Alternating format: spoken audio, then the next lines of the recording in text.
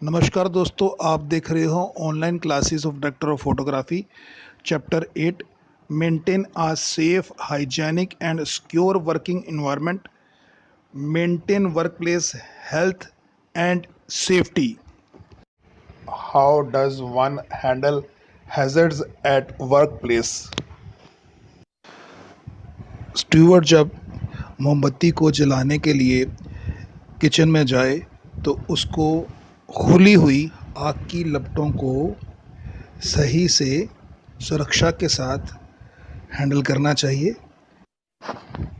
Ashtray में रखी गई सामग्री को किसी फायर प्रूफ कंटेनर में सावधानी के साथ ठिकाने लगा देना चाहिए। अपनी खुद की सिगरेट नोशी की आदत पर ध्यान देना आग से बचने की तरफ पहला कदम है। छोटी एड़ी की स्लिप रेजिस्टेंट शूज़, फिसलने से बचने के लिए जो जूते होते हैं उनको पहनना चाहिए। एसल्स जो टेबल्स के दरमियान होती हैं वहाँ वर्कर्स के बाएं में चलना चाहिए। स्लिपरी फ्लोर, इस तरह से सावधानी भरा बोर्ड लिखकर लोगों को गिरने से और ज़ख्मी होने से बचाएं। क्रॉकरी को सही जगह पर रखें। केमिकल से काम करने के बाद अपने हाथों को अच्छी तरह से धोएं। अगर आपको इलेक्ट्रिकल शॉक, बिजली का झटका लगे तो मैनेजर को इत्तला करें। What is a risk?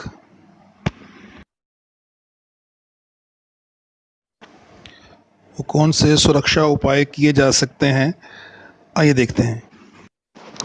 Restaurant में अलग अलग प्रकार के उपकरण होते हैं, टूल्स होते हैं, शक्तिशाली इलेक्ट्रिकल कनेक्शंस होते हैं, बहुत सारे वॉशिंग एंड क्लीनिंग एजेंट होते हैं, वाटर रेजिड्यूज़ होते हैं, मतलब वो सारी चीज़ें जिससे हम सफाई करते हैं, उनमें मैल के अंश रह जाते हैं। ये सारी चीज़ें आगे चलकर काफ़ी ख़तरनाक हो सकती हैं, काफ़ी जोखिम भरी हो सकती हैं अगर इन पर ध्यान ना दिया जाए या इनका उपाय ना किया जाए। सुरक्षित काम करने के तरीक़ों में, अभ्यास में ये सब चीज़ें शामिल होती हैं।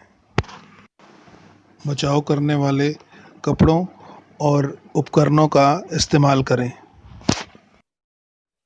सुरक्षा करने वाले उपाय चिन्हों को लिखकर ऊपर उठाएं।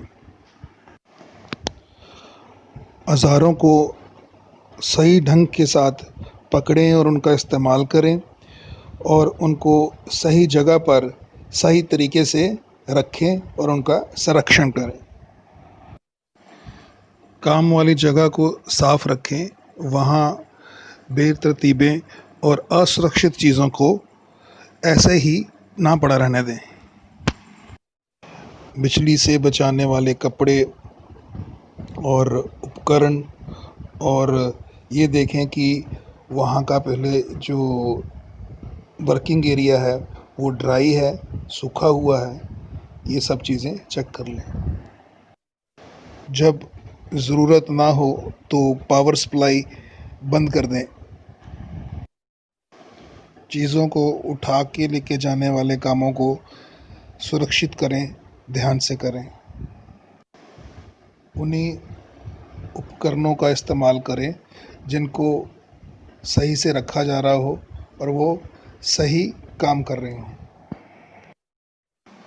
जब आप कहीं ऊंचाई पर या सीमित जगह पर काम कर रहे हों तब वहाँ सुरक्षा के लिए उचित प्रबंध की जांच कर लें। इनमें जैसे सेफ्टी हार्नेस होती हैं, बचाव के लिए जो फीते होते हैं वो देख लें कि वो बंधे हुए हैं। इसके अलावा फॉल रेस्ट्रोज आदि इत्यादि को भी चेक कर लें। Method of ensuring health, safety and security. सेहत और सुरक्षा को यकीनी बनाने के उपाय इस तरह हैं। सेहत और सुरक्षा प्रक्रियाओं की सिखलाई। सेहत और सुरक्षा प्रक्रियाओं को इस्तेमाल करना। उपकरणों का इस्तेमाल करना और काम में उनका अभ्यास करना, जैसे कि सुरक्षित ढंग के साथ किसी को ले जाने की विधि। सुरक्षा नोटिस और सलाह। सहयोगी और सुपरवाइज़र द्वारा निर्देश। हमेशा सुचेत और चौकस रहना। What personal protective equipment should be used while handling potentially hazardous material? जब कभी भी आप शॉर्टरिंग रसायन और हैजर्डियस मटेरियल जो है, जोखिम भरे जो सामान है, उनके साथ काम करना पड़े तो गॉगल्स चश्मा और नियोप्रीन ग्लव्स, नियोप्रीन के जो दस्ताने आते हैं, गॉगल्स और नियोप्रीन ग्लव्स, इन दोनों को पहनकर ही इन सब मटेरियल के साथ काम करें। शॉर्टनिंग की ट्रांसपोर्टिंग के लिए, उनको लेके जाने के लिए लेडेड पेल्स मिलते हैं, उन्हीं का इस्तेमाल करना चाहिए। रबड़ बेस्ड और लेदर टॉप्ड जो जूते हैं वो रेस्टोरेंट में काम करने के लिए चाहिए। वो जूते जिनमें आपकी हील्स, टोज़ और अर्चवेज, मतलब पैर के हिस्से एक्सपोज हो जाएं, बाहर दिखाई दें, वो पहनने की इजाज़त नहीं होती।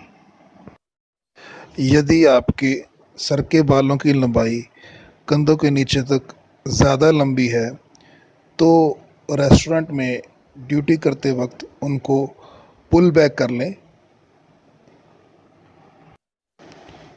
ट्रे और डॉली का इस्तेमाल ज़्यादा भार वाली चीज़ों को ले जाने के लिए करें। जब आप अनडिल्यूटेड, बिना पानी के या विशुद्ध केमिकल का इस्तेमाल कर रहे हो तो अपने शरीर के सभी हिस्सों को ढक लें या बचा के रखें। बचाव के लिए कपड़े, रबड़ ग्लव्स, सेफ्टी फुटवेयर्स का इस्तेमाल करें। फैलने वाले क्लीनिंग एजेंट्स को काम में लाने से बचें, क्योंकि अगर वो चमड़ी पर कहीं गिर जाते हैं तो वहाँ जला सकते हैं। जब भी सफाई के लिए क्लीनिंग एजेंट का इस्तेमाल करें, उसके बाद अपने हाथ धो लें। रसायन को सही मायनों में हैंडल करें और उनको स्टोर करें और उसके बाद उनको मेंटेन भी टाइम टाइम पर करते रहें प्रॉपरली। अपने वर्किंग एरिया की हमेशा सफाई रखें और इधर उधर जो ख़तरनाक चीज़ें हैं वो यूं ही बिखरी हुई ना रहने दें। बिजली के उपकरणों के साथ काम करने से पहले सावधानियों में ये है कि आप इंसुलेटेड क्लॉथ, रोधक कपड़े और जो पर्याप्त इक्विपमेंट इंसुलेशन है उनका, और उसके बाद जो वर्किंग एरिया है उसको ड्राई रखें, सूखा रखें।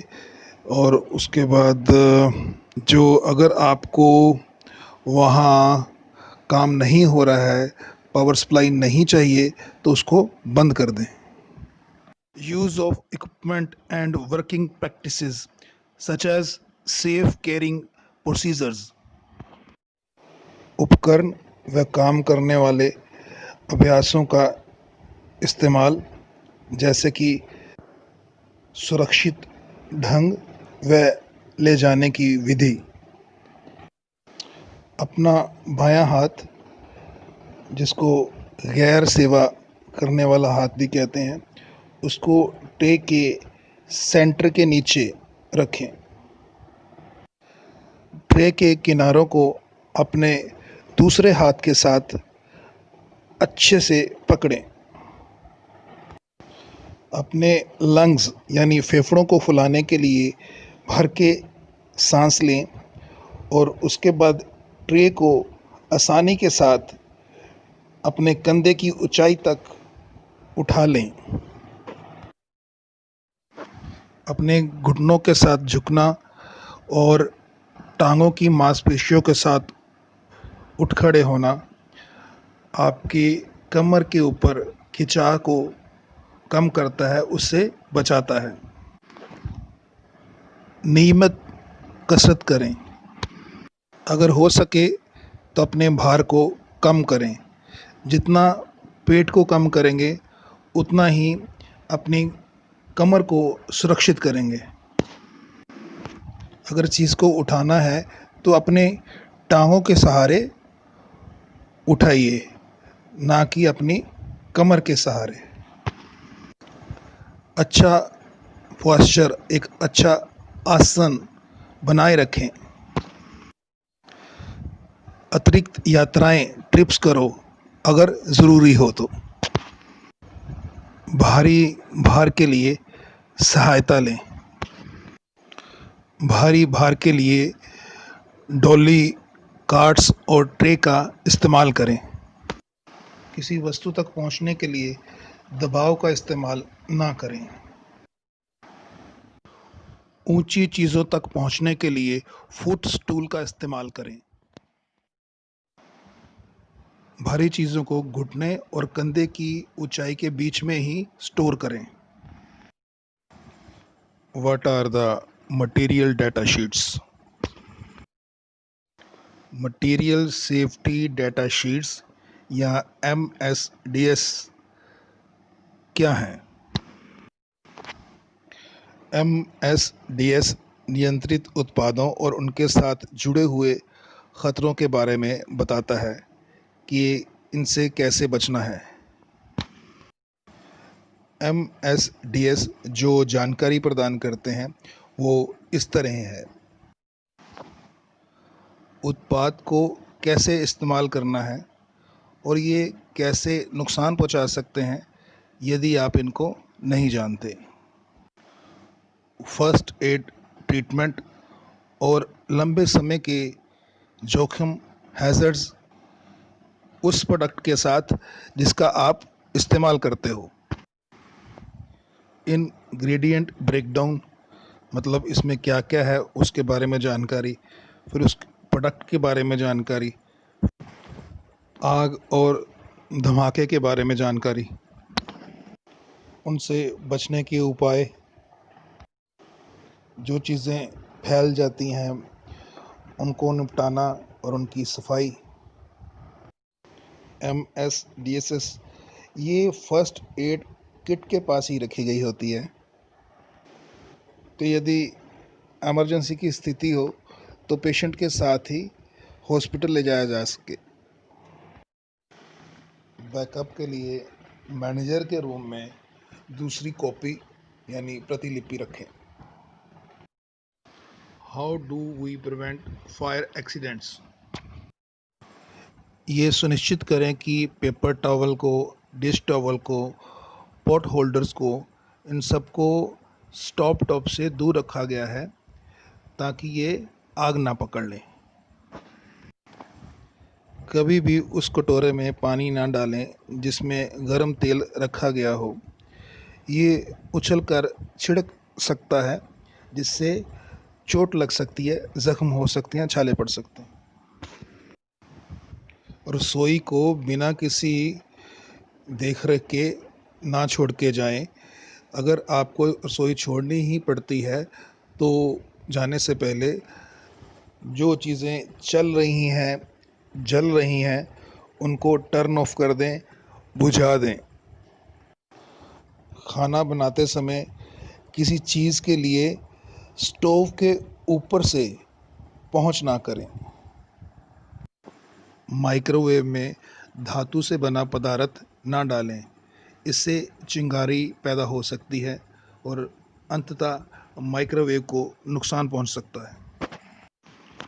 किसी बर्तन में इतना ना डालें कि वो उसके किनारों से बाहर आना शुरू हो जाए। उसी तरह किसी को इतना ना उबालें कि वो बहना शुरू कर दें। पैन यानी बर्तन और बर्नर का एक दूसरे के साइज़ के हिसाब से ही इस्तेमाल करें। किचन में सिगरेट नोशी यानी धूम्रपान ना करें। आग बुझाने वाले यंत्र का इस्तेमाल और उनकी स्थिति के बारे में जानकारी लें।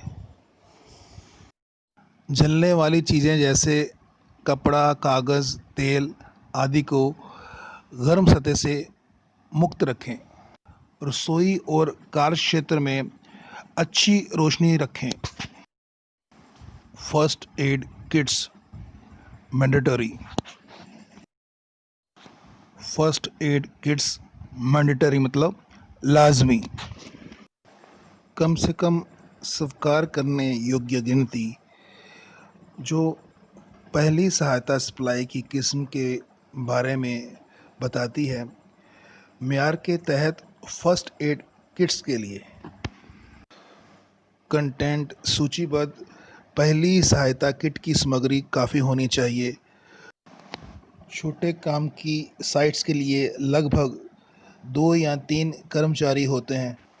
जब बड़े ऑपरेशन या मल्टी ऑपरेशन उस जगह पर करने हों तो और ज़्यादा फर्स्ट एड किट्स को काम वाली जगह पर प्रदान किया जाना चाहिए या और ज़्यादा मात्रा में सप्लाई होनी चाहिए। फर्स्ट एड किट्स में शामिल है गेज पैड जो कम से कम 4 बाय 4 इंच का होना चाहिए। 2 बड़े गेज पैड जो कम से कम 8 बाय 10 इंच के हों। बॉक्स चिपकने वाली पट्टियों का यानी बैंडेड्स। एक पैकेट गेज रोलर पट्टी जो कम से कम 2 इंच चौड़ी हो। 2 तिकोनी पट्टी। जख्म की सफाई करने वाला एजेंट जैसे कि सील किए गए नमी वाले नावलेट। कैंची। कम से कम एक ब्लैंकेट यानी कंबल। Tweezers. Adhesive tape. Latex gloves. Resuscitation equipment. पुनर्जीवन उपकरण जैसे कि बैग, एयरवे और पॉकेट मास्क। 2 इलास्टिक रैप्स, ये लचीले से होते हैं जो समेटने के काम आते हैं। स्प्लिंट निर्देश जिसमें विनती की गई हो इमरजेंसी असिस्टेंस के लिए, आपातकालीन सहायता के लिए। What causes of food poisoning. भोजन में जहरीलेपन के क्या कारण हो सकते हैं, आइए देखते हैं। बैक्टीरिया और वायरस ये फूड पॉइजनिंग के लिए सबसे आम कारण हैं। फूड पॉइजनिंग के लक्षण और गंभीरता ये अलग अलग होती हैं। ये इस पर निर्भर करता है कि कौन से बैक्टीरिया या वायरस हैं ने भोजन को दूषित किया है।